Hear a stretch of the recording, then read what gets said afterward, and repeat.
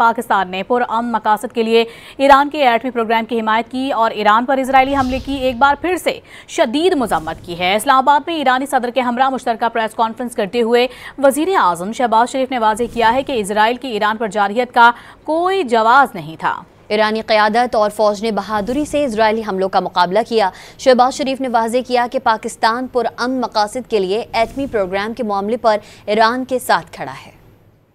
Israel ने बग़ैर किसी वजह के, बग़ैर किसी ठोस कॉज के जो ईरान के ख़िलाफ़ जारहियत की, जनाब आयतुल्लाह ख़ामनाई और आप जनाब सदर, आपकी लीडरशिप में बहुत दिलेराना, दानिशमंदाना लीडरशिप में ईरानी फ़ौजों ने और ईरानी अवाम ने बहुत बहादुरी, शुजाअत के साथ मुकाबला किया।